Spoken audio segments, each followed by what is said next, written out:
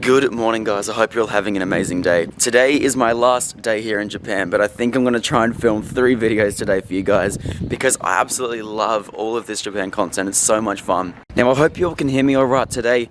I do have an extremely dry throat at the moment. It is the worst thing possible. I don't feel sick at all. It feels like when I get laryngitis a lot. It's just, you know, when you just, it's not sick, but you literally just can't talk. It's so annoying. So, yeah.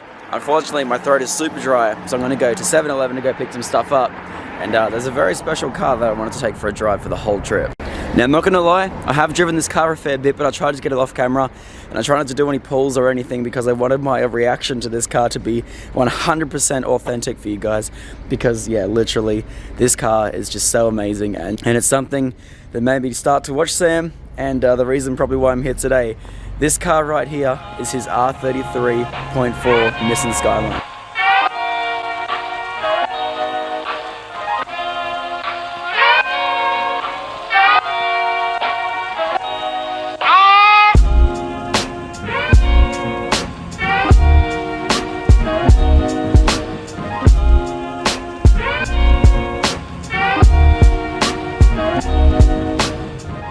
Alright guys, so the general goal of this car for Sam was actually to make this car into a streetable drift car. He's done that in an amazing way, and yeah, I'm pretty much just going to go around the outside of the car, show you guys what's up, and show you guys why I love it so much.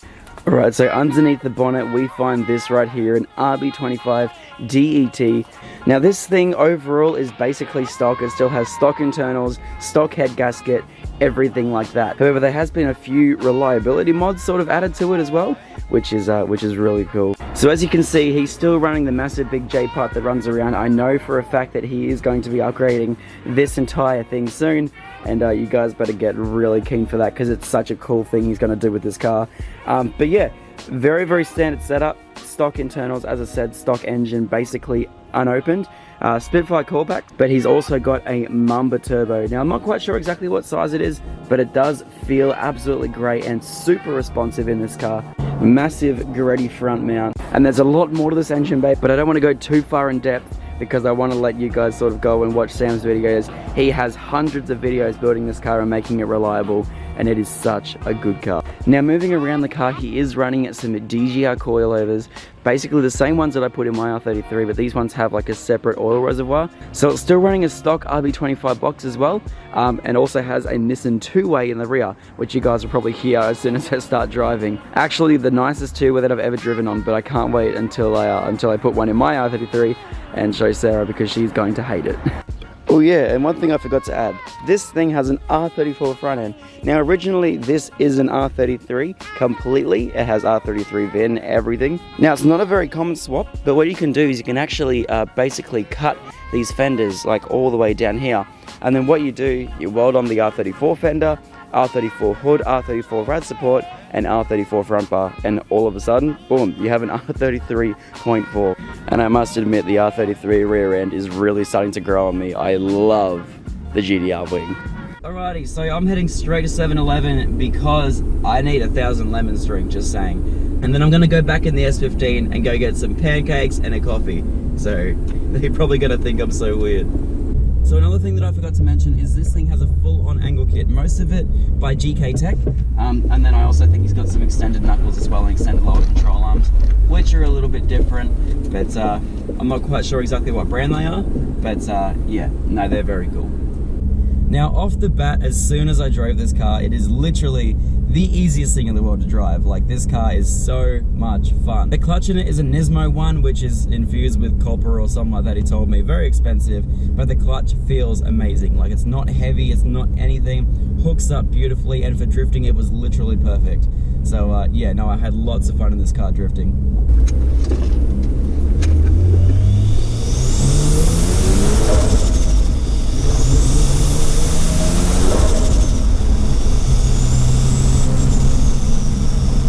I love Japan. I do not want to go home at all. This place is just amazing. Oh man. There's just something about driving here on these tiny little roads in a Skyline that just makes me happy, you know. For some reason I just found out my arm is really sore. I don't know why. Really sore. I don't know what it is in my R33 back home. I know one of you guys has said it in the comments once upon a time about the steering feel. I feel as though mine is a lot heavier at low speeds than what Sam's is, but I wonder if it's just like, I don't exactly know how to put it. It's like adaptive steering. It's so odd, but I'm not quite sure exactly what it is.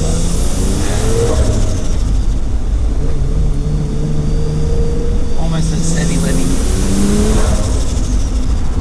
This thing is the best sounding car ever. Oh my god. Oh, that is the cutest sausage dog I have ever seen. Oh, Sarah, I just saw a golden sausage dog. We will get one day, don't you guys stress. So I don't know if you guys know, but this is actually the kit that I want to go with my car. This is like the entire setup that I love with my heart. Like the Mamba Turbo kit does such a good job. Yeah, it's wicked. Alrighty, mad angle, because this thing needs it.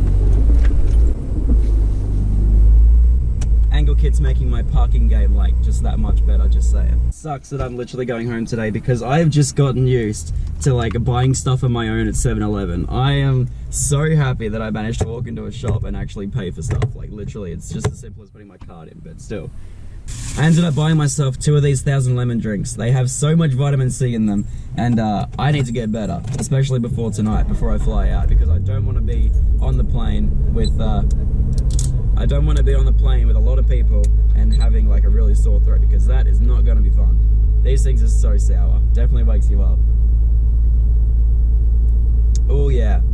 Oh yeah. Oh, that's interesting. God, I love them. Alrighty, let's attempt to get out of this car park. I tell you what, Sarah is going to hate having a two-way in the car, because as soon as I felt it for the first time, I'm like, wow, is something wrong with your diff, man? And he's like, no, that's just a two-way. I'd never experienced it before. But yeah, sure enough, I don't think Sarah's gonna like it at all, just saying. The best thing about today is the fact that it is a public holiday, so there is absolutely no traffic on the road whatsoever. So happy.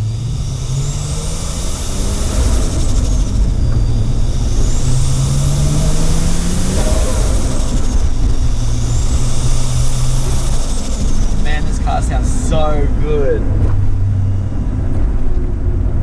I'm sorry if you guys were like expecting a review video on this car, but it's definitely not happening. Just I'm sick, I'm tired, I'm just loving the fact that I am in this car right now in Japan, driving, having my 1000 lemon drink, sick, not having the coronavirus. So good.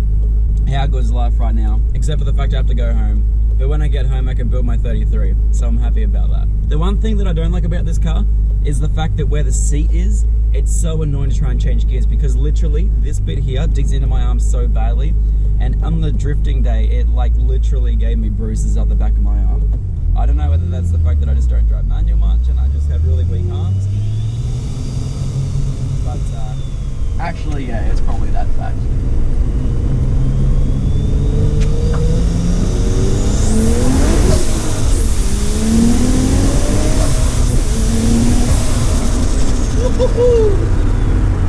God, this thing's cool. No traction in first. Pretty much no traction through second either. This thing is so cool. Pretty good little route. I love the fact there's no traffic today. I am like so happy.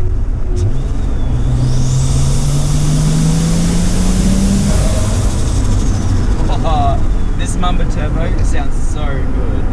Man, I don't know why, but the sun here is super duper annoying. Like, it's so bright, and like it's like overly bright to the point where it feels so harsh.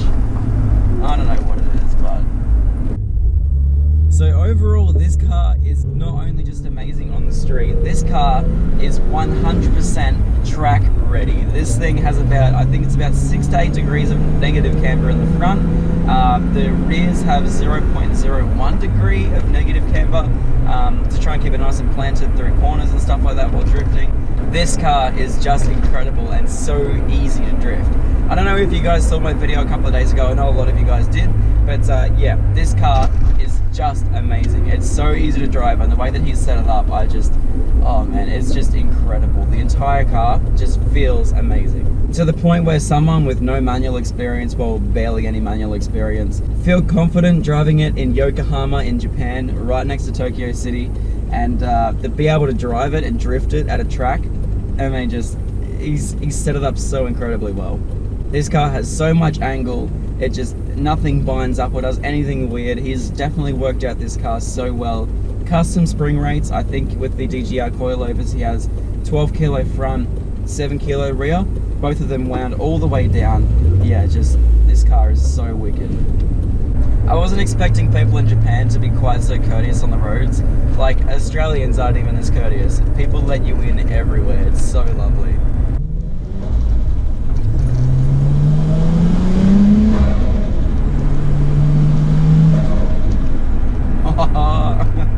I love this car. I'm just gonna keep saying it. I love it more and more every single time I do something. So my goal for the R33 back in Australia is to make it into this car. So basically I'm going with a very similar turbo setup, which you guys may see in future videos. But yeah, you guys just have to know that I am going to pretty much make this car. It's gonna be very similar, except I wanna have a forward-facing plenum. I also wanna go with a high mount, and also go with a little bit of a screamer. I just want to make it sound cool for videos. Having a screamer will definitely help, just so you guys can kind of hear when I'm on gate and all that sort of stuff, and sort of help you guys out to know where my throttle is, considering I don't like loud cars, and driving it around town with a screamer I should be okay, but and then just using it on the track, because I don't do anything really on the street.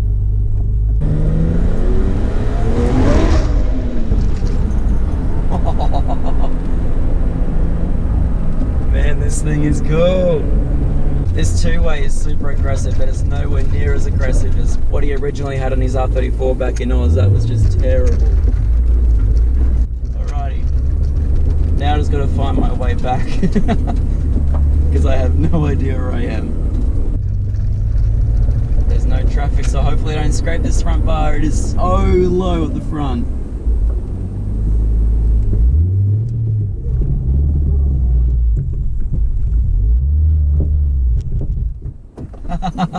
I knew that was going to happen. I drive this thing way too cautiously.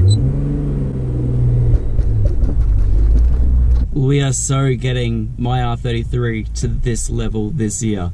This thing is so rad.